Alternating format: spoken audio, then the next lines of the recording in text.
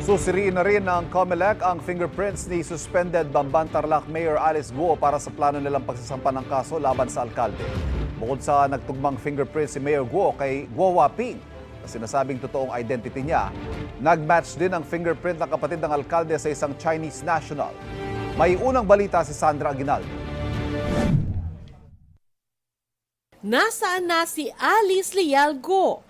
Ang kapareho ng pangalan, kaarawan at lugar ng kapanganakan ni suspended Banban Mayor Alice Guo pero iba ang mukha base sa record ng National Bureau of Investigation o NBI.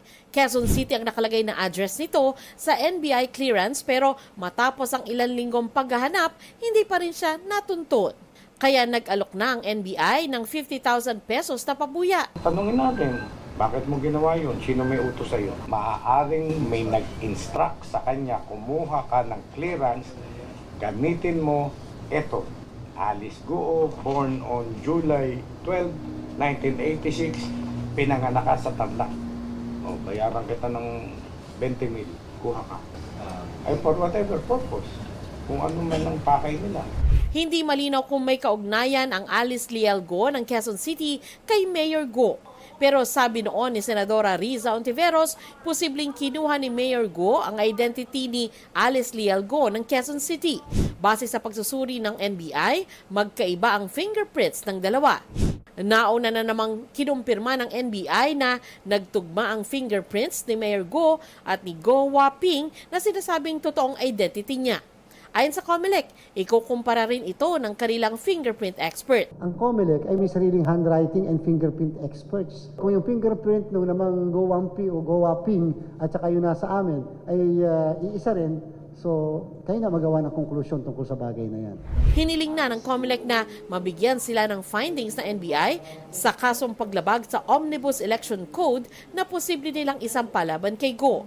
May kaugnayan raw ito sa posibleng pagsisinungaling ni Guo sa kanyang Certificate of Candidacy nung tumakbo siyang mayor. Ang kapatid naman ni Mayor Guo na si Wesley Leal Guo, nagmatch ang fingerprint kay Guo Shangdian na dumating sa Pilipinas mula Fujian, China noong 1999 gamit ang Chinese passport. Base yan sa pagsusuri ng NBI ayon kay Senador Win Gatchalian. Pagpapakita lang daw ito na inabuso ng pamilya Guo ang late registration process para palabasin na sila ay Pilipino. Ayon sa abogado ni Mayor Guo, hindi pa opisyal na ipapaalam sa kanila ang fingerprint findings ng NBI. Aalamin pa raw niya sa kanyang kliyente ang reaksyon dito. Pero sakaling may magsampa ng kaso kaugnay niyan, susuriin nilang maigi kung totoo ang naturang mga dokumento. Ito ang unang balita. Sandra Aguinaldo para sa GMA Integrated News. Kapuso, para laging una ka sa mga balita, bisitahin at mag-subscribe sa GMA Integrated News sa YouTube. Sa mga kapuso abroad, samahan nyo kami sa GMA Pinoy TV at sa www.gmanews.tv.